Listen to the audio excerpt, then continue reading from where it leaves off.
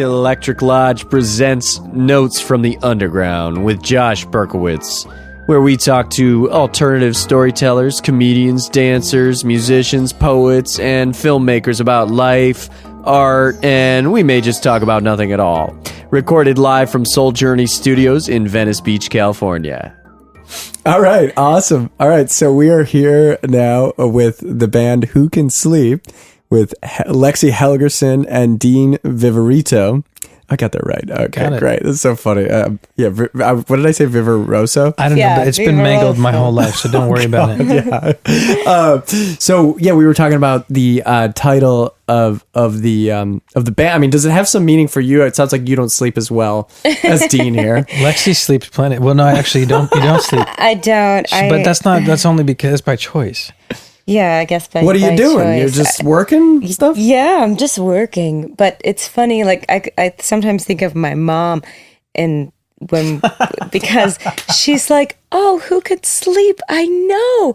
When there's just so many wonderful things to do in this world. Like I can't wait to get up in the morning and have my coffee. Yes, who could sleep? And then, the other side of the spectrum was like, my heart is bleeding, Mom. I'm like up, writing in the middle of the night because who can sleep? And, Macbeth can't sleep. Right. Lady Macbeth can't sleep. Out spot. Isn't that funny? Right. Sleep no more. Yeah, it's all there. That's right. But I see somewhere in that phrase is both those things. Right. Yeah, that's. Yeah, I think both. I think both. Well, I think what's nice about it is because yes, it's super malleable. I mean, it can mean a lot of different things. It can mean something different to every person, I suppose. Like I said, I can sleep. I'm good. So, it just had more of a meaning for you in childhood. Well, I had a really terrible time sleeping when I was a kid. Oh, me too. You did? I grabbed onto I thought somebody was going to steal me, so I grabbed onto like the metal bars of my bedpost. Oh my God. Wow. Yeah, I won't go into any more detail than that, but it was like, But was this is while you were awake, or waiting, and I thought if there was a robber that because I was grabbing onto they the bedpost, wouldn't be able to get you. Yeah, I'd be grabbing onto it so tight. Yeah. Mm-hmm. If you're going to take me, you're going to be taking disturbing. the whole bed. Yeah. Wow. Yeah, right. He's going to have to lift the whole bed with his co-robber. Yeah, there's two that come in twos.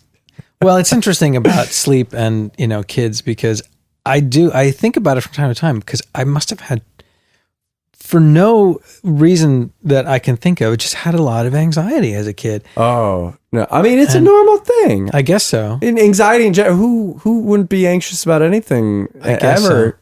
Ever. Are you guys anxious people now? I don't think I am now. I don't think Dean is at all. No, That's nice. Yeah. That's got to be great. Yeah, you really are. It's not just the Benadryl. You're a relaxed guy.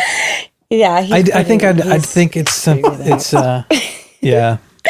That's nice. I feel your voice is soothing. Yeah. Oh, right. Thank you. Yeah, right. Yeah. I'm curious, how did you guys meet? When did you guys meet and start working together? Tell me about it. That's a good question too. Well, I had just moved to LA again for the when was that? Real time. When did you? That was in September of 2013, so just over 3 years ago, almost 3.5 years ago. And I had just started playing the guitar and singing actually, and thought I need to sing for someone else other than the walls of my bedroom, right? And had recalled both my sisters went to college here, and one frequented the nightlife scene quite often, and she would go to this place called El Cid, and so I remembered this place, and it was not far from where I was living, and they had an open mic, and I thought, okay, well, it's close. I can go. I'll go on, see what happens at an open mic and sing these weird little songs I've been writing. Yeah. So I put on my boots and my long black dress, and Dean happened to be playing a full set promoting a record he had just made with a woman named Hillary Parkin, and that record is fantastic, and not enough people have heard it. So there's my 2 cents on please, that. Yeah, plug that. Plug away. Hillary Parkin on Bandcamp and iTunes. Awesome. Yeah. So they were excellent, and I had just come from Virginia, and I'd been listening to like contemporary music in my car the whole drive out west, but in Virginia, there was really no nothing plugged in. It was all acoustic, all string acoustic instruments, and I was very much in this bluegrass and folk world and kind of state of mind. And Dean was up there playing a Nord electric piano, and I was like, wow, that, I like that too. That sounds pretty good. People do that. Where have I been? Yeah, their set was really great, and then luckily Dean missed my set, so there was still. I'm sure it was amazing. Yeah. But Well, I'll never know. How was it? it was. This is what happened. There were other young men who came up to me that night. I'm sure. And most nights. one said, "You are Leonard Cohen, Townes Van Sant, and Joni Mitchell all in one." Who said that? He was a phantom. And he didn't get your number. That's a pretty good line. It was a very good line. That's amazing. It was. You did come dressed as June. I felt like she came as June Carter Cash. Oh, that's badass. She had long hair. Do you guys still do that now? Like, do you guys ever feel like, that's Sometimes we sing. We have. We do have some. that sounds good. Yeah. That sounds like a good life. It's all right. to kind of be into that vibe. Yeah, Yeah. it's it wasn't right off the bat, but Yeah, right. So at some point you guys decided to get to know each other better. Yeah, it's exactly. Yeah. But it still is kind of funny how we even met that night in the room, because I was sitting in one corner. It's like of the stage, bar, restaurant area, and Dean was in the opposite corner. And I was mostly alone. I was sitting with another guy for a period of time. You were alone except for the guys Walter. Who would walk up, one after another in a queue. Is this? Yeah, this is. It's pretty much how it is. It's pretty much how it is. But he looked back and passed, and came walking past me, like to go to the bathroom, and maybe I kind of eyed him as he walked by, and then he walked back, and we just looked at each other, and he stopped at my table and said, "Is anyone sitting there?" And according to Dean, I held out my hands, palms up, like so, and just said, "No, come," and like, oh, that's did this nice. with You my totally hands. did. That You was totally did. Isn't that's gotta be a nice feeling of was- validation? Yeah, beyond anything that you could ever expect. This beautiful woman sitting in the corner Just all alone. goes And with her I'm hands. walking past. Yeah, she literally opened her hands, and I was like, I guess that's for Wow. me. Damn, that is. come, welcome. No, that was, I'd never had any experience like that. So, Oh well, that's beautiful. That's so sweet that he would say, "God." you know how it is. It's Yeah. not typical that somebody just welcomes you with literal open arms. Right. Yeah. stranger. Yeah. That's true. Yeah. Validation is a rare thing these days, but that's not validation. That's real. I mean, because you guys Yeah. have been together for how long now? I mean, it's like, Well, How long has it been? well, Since that night? not that long. Since that night, Yeah, that that's was like like three- almost 3.5 years 3.5. ago. that doesn't feel like that long to you. I mean, Well, we split up. We did. There was a break Yeah, there was for a how long? for a long time. No, for couple months. 5 months, 6 that was months. early But that on. was see. You guys are badasses, though. That then you Yeah. made it work. Yeah, we did, and then that's kind of the real go round this Right. time. Now there's a I've ring and Now there's a when? ring, yeah. When? Okay. Where the hell? I didn't see this on Facebook. I know we summer. we didn't really post. You didn't about post it? No, You would have gotten like 356 I know, right? likes. You would have got 462 We likes. were waiting to get the dog and put him in the picture to boost it And up then to what? 402 Right. likes. Yeah. That's incredible. That is so freaking awesome. So you got to tell me. Well, this topic is really important. So you guys work together as a Yeah. duo, and and you're together and engaged. Yeah. How do you do both? Because I know there are people who do as well. Yeah. Well, I think it's been a really interesting road because, like Lexi was just describing, she was pretty new to making music. Yeah. And when we first started getting more serious, I literally said, let's not do music together. Because I had been there, and it's something that you just want to do with somebody that you love. But it's been my profession for a long time, and I don't know if Lexi knew at that time if it was going to be her profession or not. And I was really falling in love with her, so I felt very clear that let's not mix this up. Let's not, or I was kind of maybe telling myself more than anything, like, let's keep these things separate because I really like what's happening in this relationship. Right. So, but as things progressed, Lexi is working at home, and every time I'd come home, she's working on another song. So it's becomes impossible for me not to chime in and say, what if you try this, or well, what's and that? And are you open to it? Like, you get defensive? Both. Both. That's a good combination of life. Yeah. I mean, I think if Dean didn't chime in or give or share his own ideas or thoughts about something, I'd say, hey, what do you think about this? What do you think? I'd probably be nudging him if he didn't say anything. But sometimes I'm still very much in a kind of like soft, not yet fully formed place with any song, and maybe I don't want his idea yet, or like, hold on, don't, or don't. I can get defensive, is what I'm saying. You're very good at masking it because I always feel like I know whether or not you want me to chime in. Or is there a look? well, is there like there's a look. There's definitely a look. It's That's awesome. And it's ongoing. It's kind of ongoing. like all It's the definitely time. You guys inspire the hell out of me because I'm like, ooh, do I need to be with like a lawyer or something? Yeah. So it's nice to hear that you guys it's on. You're right, like you just said, it's this continuous working together and to make both those things work. Yeah. Right? I've had some people, other artists that I respect, or maybe I'm just thinking one person in particular who said, like, don't be with another artist.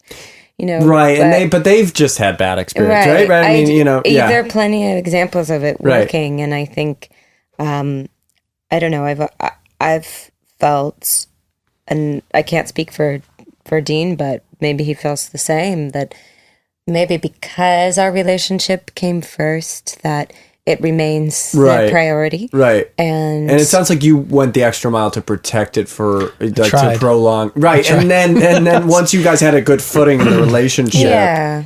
Right. Okay, that makes sense to me. So I want to talk about some of your guys' songwriting. Who do you guys write the songs together, and what will you be bringing on Saturday for Unplugged? We don't know. Yeah, that's fine. No, I mean, whatever. We kind of don't. I don't think we do. Let's see. No, I mean, most of the people here wing it anyway. We do. It is. It's mostly collaborative between the two of us. I think there are some songs that we consistently play live that Dean wholly wrote these, or I mostly wrote this one, or we really kind of, or maybe Dean came up with a melody and I threw in these words. It's been pretty almost entirely collaborative. I think for me, I have a ton of songs that I just don't even want to do anymore because it's. If I know, then if I brought something up from the past, then it would probably change and become ours as opposed to mine. So it's been a kind of a focus to do the collaborative stuff. Yeah. It's interesting because this is going to be our first kind of unplugged thing. Yeah, and by the way, even though we're on the air, I mean, if you guys need to plug in your stuff, you can I think do that. we're embracing the challenge. Oh, okay, Yeah, all right. It's fine. Because I can always arrange that it be plugged. No, we will. We'll have a microphone or a couple. But the commitment of the evening is to I like be it. I think unplugged. It's a different approach to preparation and kind of a at least for me, and I don't know if relief is the right word, but it's just different because with electronics you have much more to manage. I do everything low to no tech for my own work because I can't figure it out. So if it goes wrong, like if I have to depend on it, right. But I just don't know how to do it. Yeah. So, I want to talk about with your songs. Do you find a through line to a lot of the songs you guys write? What do you think? I haven't really given it that much thought. As a grouping of do you find this is there's a style here that's ongoing throughout? Yeah, I think that it's actually it's interesting to tie this in with the acoustic thing versus the plugged in, because I think we've been at it just long enough that is a really good thing for us to do a set that's totally unplugged. Because, as a producer, I'm always kind of like trying to find that nugget of sound, that thing, what is, and trying to be objective, listening to what we do and think about it. Like, what is that sound that we create? What is the real kind of special thing that we do? And I've just been joking recently that we should go country because everything that I know Lexi well, and I'm sure she's okay with that. Yeah. I was born country. and I've had my dalliances within that genre, and I love country music, but the idea of being unplugged I think it's a really good thing for us right now because I've just been. That's satisfying for me to hear. Yeah, somehow. well, good. I didn't mean to do that. No, it is. It is it's a pleasant change and kind of I don't know. I have a different sense of relief. We have more control. Maybe I don't know. We'll see what happens, but it's a stripping away, letting go. Yeah. Oh, that's one. Are you guys? I mean, I can't remember from our conversations 5 years ago. Are you spiritual folk? I think we both are pretty. Yeah. What are you into? Neither of us have. I don't know. You can speak for yourself, but I'm not currently practicing anything. Yeah, that's okay. Actively. Well, I'd have to apologize to my father that I did not go to Ash Wednesday You didn't go to Catholic yesterday. Mass. You didn't plan on that? I didn't plan on it, but I still get telephone call reminders like, it's Ash Wednesday tomorrow. Maybe there's a church. And I'm like, man, that's just not in my cards for today. It's funny. I'm just going to interrupt to add to the like what you're giving me right now. It's like, when I met you 5 years ago, you had a bit of a British accent. Do you remember that? Am I imagining that? No, you're not. And I could very well slip back into it. Yeah, right. You don't have it as much anymore. Because I had just lived in England. Oh, for how long were you there? Only a year. Did you ever hear this? For sure. He pulled it out. It's like done. Yeah, I was in school there, and really part of our training was, we spent a lot of time speaking with an accent, an RP, received pronunciation accent, like kind of queen and upper classes. Right. And yes, people said I could pass for a British person. And my family all made fun of me when I came back. Right. But I had a British boyfriend then, and was with him and his family all the time, and with British people all the time. I don't know how you feel. I don't like British men. I mean, they threatening, very threatening. Definitely. I don't want to skirt. I don't want to meet this guy. I mean, it's just, we're going to England. We're playing a show with him. I think we're playing a show with this guy, ex-boyfriend, and his fiance. They think they're so smart. They think they're so proud. Yeah. It's like they thought it's as if they think that they invented Jeremy, the language. our sound engineer, agrees. They think it's like our language. Like, please. Yeah, I'm sorry to ruin the nice things you were saying about this guy, but well, I still wanted to talk about spirituality. Yeah, spirituality. But you had mentioned briefly about where are you from though, and where are you from? Well, I'm from Portland, Oregon. Oh, right. Okay, I remember now. Yeah, right. And you're raised in the Catholic Church, but I don't really practice Catholicism. I do find inspiration in a Catholic Jesuit priest who was a teacher of mine when I was in high school, and we've still kind of maintained this friendship, and he does a lot of really excellent work, and I've been teaching couple classes right now myself, and I've found myself quoting from emails that he's written me just about his work in awakening people, that we've allowed ourselves to we've allowed this is I wanted to think of the phrase exactly, but his life's work has been to awaken the dullness of perception that we humans have allowed ourselves to have happen to us. Just that dullness of perception. You seem very moved by what you're saying here. Yeah, even though I can't remember the words in the exact order. But there's a shakiness of like something's I think there for you. There is, and he's a very spiritual person, right? And I would say that I am too as well. And I think one can find one's spirituality anywhere, and it's I don't know. It's hard to put into words, I guess. Yeah. It's just in yourself. Yeah. Does it come up in the work? I mean, do you see it anywhere because you were mentioning just in the way you received the adjustment and limitations you had to deal with. But does it come up in the lyrics? Does it come up? I don't know. It's really interesting because Lexi and I were both raised Catholic, and neither of us are practicing Catholics. And something there. There might be something there. Yeah. I mean, when Leonard Cohen died just a few months ago, I remember a lot of discussion about, like, he's a Jew, a Canadian Jew, and spent time in monasteries. He did, and he spent a lot of time. He was a monk, and I think in his mid-60s somewhere, he became a Buddhist monk.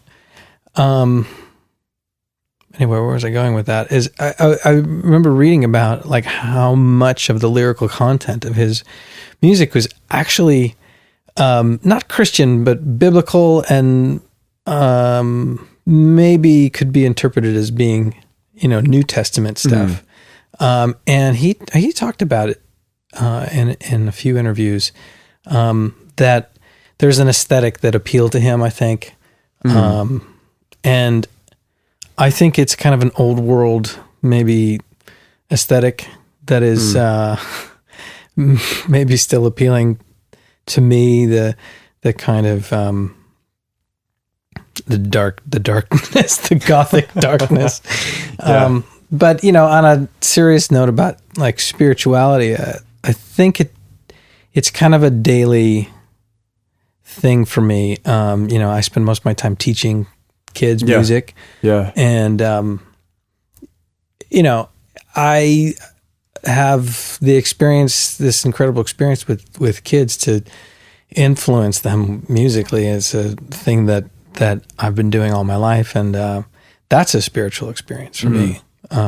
Sometimes it's an absolutely wretched experience, but most of the time it's kind of, but it's even in a spiritual experience in the way that you are required as a teacher to be patient. Yeah. What's been some of the most moving, like just one experience with a student that's just like, oh, whoa, I like have the key to the universe based on something this kid said back to me when I was teaching him, or something like that. Yeah, it's usually just in one. I just happened 2 days ago. It's this very young kid. I think he's 5. I've been teaching him now for like 6 weeks. And it was one of those kids where I was just like, this isn't not going to happen. This isn't going to happen. It's just too frustrating.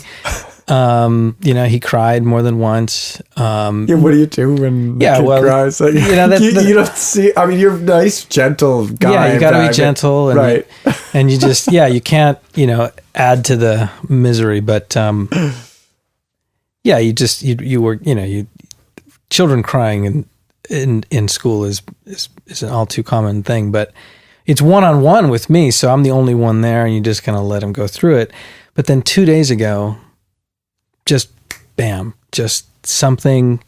He knew how to play the piece. He was so proud to show me what he'd been doing. It's just super short, little, simple thing for a little kid to play. But it was night and day. It was just like night and day. Just his comprehension of what is on the page and what it's supposed to tell him to do with his fingers, and just so. And that's not really much about me.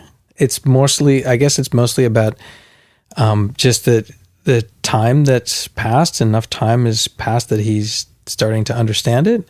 So he's not a genius or anything. It's just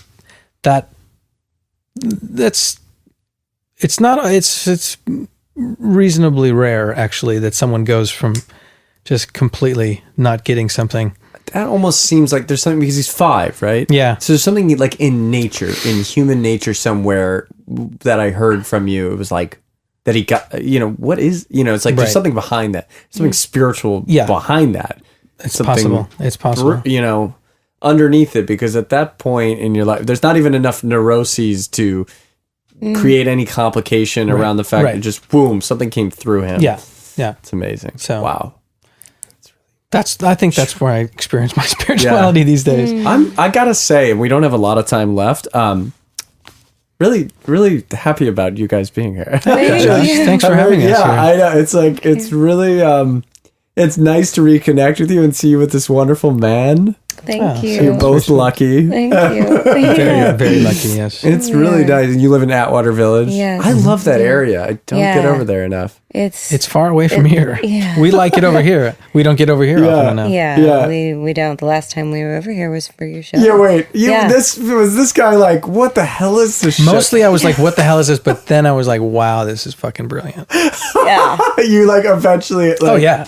I loved it. Because just to give you an idea of just a bigger context, you guys saw a kind of historical moment for this place. Yeah. Because we've been this wonderful experimental facility and great location, obviously, but it's been run for 20 years one way, and then all of a sudden that show was an original production that I directed. You wrote, and the founder and artistic director, Dr. Joel Shapiro, saw it and was like, oh whoa, like I didn't know we could still do this kind of, like we could. And then they gave me an associate artistic director role, and then after that I started scouting. Fantastic. Right, I was actually supposed to go to your guys' show, The Hi-Hat, to scout it. Yeah. Funny enough. And then I just decided, based on, clips I had heard and just knowing you and the vibe, and I had met you briefly. Yeah. I was like, damn, like, I was like, I want their music here. Nice. That's so good. Yeah, it'll be nice to see you guys on Saturday and just know that we were able to discuss things, and I want us to be able to hang out and for sure. It's really cool. So is there anything else you guys want to say? Anything else you want to say about the band, about Saturday? To